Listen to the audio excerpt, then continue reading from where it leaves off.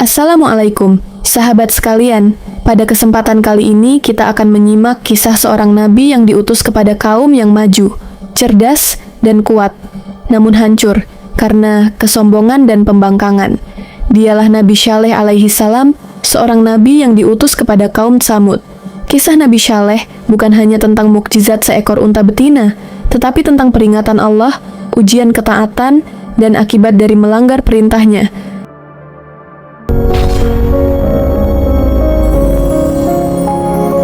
Satu, kaum Tsamud dan kekuatan mereka. Kaum Tsamud adalah bangsa yang hidup setelah kehancuran kaum Ad. Mereka mendiami wilayah berbatu dan pegunungan yang keras, sebuah daerah yang tidak mudah ditinggali oleh kebanyakan manusia. Namun justru di tempat itulah kaum Tsamud membangun peradaban yang sangat maju pada masanya. Kaum Tsamud dikenal sebagai bangsa yang cerdas, terampil, dan memiliki kemampuan luar biasa. Mereka tidak hanya membangun rumah dari tanah atau batu biasa, tetapi memahat rumah-rumah megah langsung dari gunung batu. Tebing-tebing besar diubah menjadi tempat tinggal yang kokoh, indah, dan tahan lama. Hingga hari ini, bekas-bekas bangunan itu masih menjadi bukti kehebatan mereka. Selain kecerdasan dan kemampuan membangun, kaum Tsamud juga memiliki kekuatan fisik dan kehidupan yang makmur. Mereka hidup dengan aman, memiliki sumber daya yang cukup, serta merasa terlindungi oleh rumah-rumah batu yang mereka banggakan. Semua itu membuat mereka yakin bahwa tidak ada kekuatan yang mampu mengalahkan mereka. Namun, sebagaimana kaum-kaum sebelum mereka, kekuatan dan kecerdasan itu tidak diiringi dengan iman. Nikmat yang seharusnya mendekatkan mereka kepada Allah justru melahirkan kesombongan dan keangkuhan. Mereka merasa hebat karena hasil usaha dan kemampuan mereka sendiri, lalu melupakan bahwa semua itu adalah karunia dari Allah. Kaum Tsamud kemudian menyembah berhala-berhala dan meninggalkan penyembahan kepada Allah yang Maha Esa. Mereka merasa hidup mereka aman dan tidak akan pernah binasa.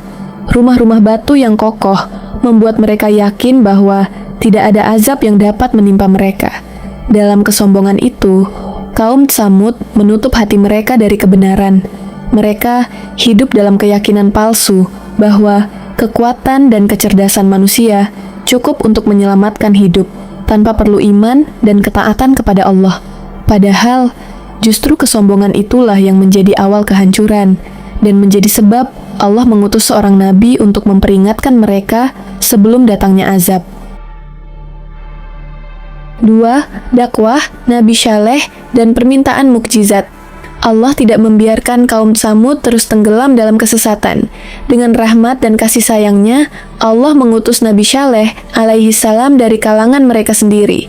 Nabi Syaleh berasal dari kaum Tsamud, mengenal bahasa, kebiasaan, dan kehidupan mereka.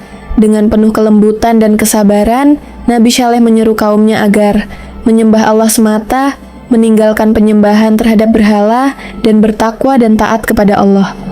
Beliau mengingatkan bahwa semua nikmat yang mereka miliki, rumah-rumah batu yang kokoh, kehidupan yang makmur, dan kekuatan fisik adalah karunia dari Allah. Jika mereka bersyukur dan beriman, Allah akan menambah nikmat tersebut. Namun jika mereka membangkang, azab Allah bisa datang kapan saja. Sayangnya, kaum Tsamud tidak mau menerima dakwah itu. Mereka menuduh Nabi Syaleh sebagai orang yang terganggu pikirannya. Bahkan, dengan penuh kesombongan, mereka menantang beliau untuk mendatangkan mukjizat sebagai bukti kebenaran. Mereka berkata kurang lebih, "Jika engkau benar-benar utusan Allah, datangkanlah tanda yang nyata." Atas izin Allah, Nabi Syaleh berdoa memohon bukti yang mereka minta. Maka terjadilah sebuah mukjizat besar yang tidak pernah mereka bayangkan sebelumnya. Dari sebuah batu besar yang keras dan kokoh, tiba-tiba keluarlah seekor unta betina yang hidup, besar, dan nyata di hadapan mereka. Peristiwa itu terjadi di depan mata kaum Tsamud sendiri. Tidak ada sihir, tidak ada tipu daya. Itu adalah tanda yang jelas dari Allah. Nabi Syaleh kemudian berpesan dengan tegas, unta itu adalah tanda dan mukjizat dari Allah. Tidak boleh diganggu, disakiti, apalagi dibunuh. Unta itu memiliki giliran minum tersendiri di sumur mereka. Mukjizat itu bukan sekadar keajaiban, melainkan ujian keimanan bagi kaum Tsamud. Apakah mereka akan tunduk kepada kebenaran setelah melihat tanda yang nyata, ataukah kesombongan kembali menutup hati mereka? Dan disinilah awal dari ujian besar yang akan menentukan nasib kaum Tsamud selanjutnya. 3. Pembangkangan dan pembunuhan unta. Pada awalnya, sebagian kaum Tsamud merasa takjub melihat mukjizat yang nyata itu. Seekor unta betina keluar dari batu besar di hadapan mata mereka sendiri. Tidak ada keraguan bahwa itu adalah tanda dari Allah. Namun kekaguman itu tidak berlangsung lama. Kesombongan yang telah lama berakar dalam hati mereka kembali muncul. Mukjizat yang seharusnya membuat mereka tunduk justru dianggap sebagai gangguan. Kehadiran unta itu dinilai mengganggu kepentingan dan kebiasaan mereka, terutama karena unta tersebut memiliki giliran minum tersendiri di sumur mereka. Sebagian pemuka kaum Tsamud merasa terusik. Mereka khawatir pengaruh Nabi Syaleh alaihi salam semakin besar. Mereka takut kehilangan kekuasaan dan pengaruh di tengah masyarakat. Akhirnya, dengan penuh keangkuhan dan keberanian dalam kemaksiatan, mereka bersekongkol untuk membunuh unta betina tersebut. Padahal, Nabi Syaleh telah memperingatkan dengan tegas, "Janganlah kalian menyentuh unta itu dengan keburukan, nanti kalian akan ditimpa azab yang pedih." Namun peringatan itu diabaikan. Salah seorang dari mereka maju dan melukai unta tersebut. Lalu mereka bersama-sama menyembelihnya. Unta mukjizat yang menjadi tanda dari Allah itu akhirnya terbunuh oleh tangan kaum yang sombong. Setelah peristiwa itu, Nabi Syaleh berkata dengan suara penuh peringatan, "Bersukarialah kalian di rumah-rumah kalian selama 3 hari." Itu bukan ancaman kosong. Itu adalah peringatan terakhir sebelum datangnya azab Allah. 3 hari itu menjadi masa penantian yang mencekam. Wajah-wajah mereka berubah, tanda demi tanda mulai tampak. Namun kesombongan masih membuat sebagian mereka tidak mau bertobat. Dan ketika waktu yang ditentukan telah tiba, azab Allah pun datang tanpa bisa dihindari.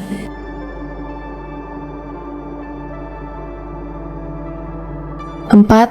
Azab Allah dan keselamatan orang beriman.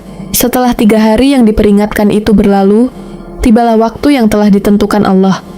Pagi itu, kaum Tsamud masih berada di rumah-rumah batu mereka yang megah. Mereka merasa aman di dalam bangunan kokoh yang dipahat dari gunung. Namun keamanan itu hanyalah ilusi. Tiba-tiba terdengar suara yang sangat keras, mengguncang langit dan bumi. Suara itu bukan suara biasa, melainkan teriakan dahsyat yang menghentikan detak kehidupan. Bersamaan dengan itu, bumi pun bergetar hebat. Gempa mengguncang rumah-rumah batu yang mereka banggakan. Dalam sekejap, kaum Tsamud dibinasakan. Mereka mati di tempat tinggalnya masing-masing, tak mampu menyelamatkan diri. Kekuatan, kecerdasan, dan rumah-rumah kokoh yang mereka bangun tidak mampu melindungi mereka dari azab Allah.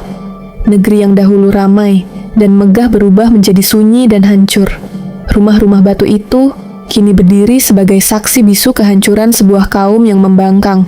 Namun di tengah azab itu, Allah menyelamatkan Nabi Syaleh alaihi salam dan orang-orang yang beriman bersamanya. Mereka dilindungi oleh rahmat Allah karena ketaatan dan iman mereka.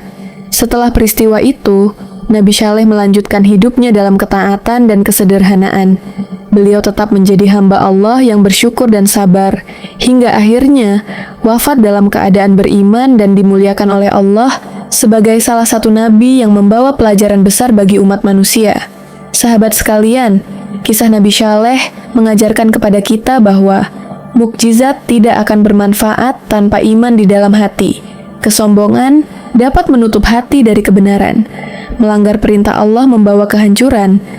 Keselamatan hanya bagi orang-orang yang taat dan bertakwa. Kaum Tsamud bukan hancur karena lemah.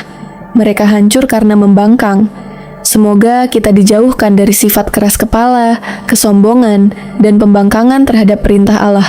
Semoga kita termasuk orang-orang yang selalu taat, baik dalam keadaan lapang maupun sempit. Terima kasih telah menyimak kisah ini hingga akhir. Jika video ini bermanfaat, jangan lupa like, share, dan subscribe agar kebaikan dan pelajaran berharga ini terus tersebar kepada lebih banyak orang. Wassalamualaikum warahmatullahi wabarakatuh.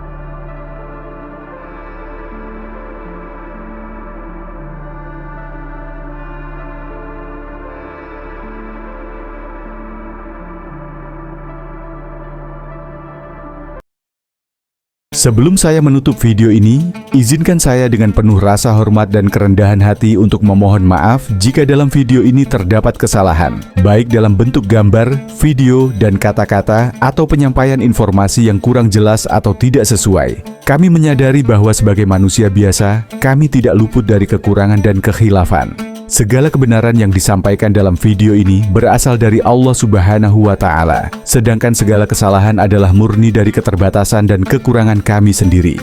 Kami sangat berharap bahwa apa yang telah disampaikan dapat memberikan manfaat, menambah ilmu, dan memperkuat keimanan kita bersama. Jika ada pandangan yang berbeda atau hal yang perlu dikoreksi, kami sangat terbuka untuk menerima masukan dan saran yang membangun demi kebaikan bersama. Dukungan Anda sangat berarti bagi kami. Oleh karena itu, jangan lupa untuk memberikan like, komentar, serta subscribe agar kami bisa terus menyajikan video-video edukatif dan bermanfaat di masa mendatang. Semoga Allah Subhanahu wa Ta'ala senantiasa memberikan petunjuk, keberkahan, dan perlindungan kepada kita semua dalam menjalani kehidupan sehari-hari. Jazakallahu khairan.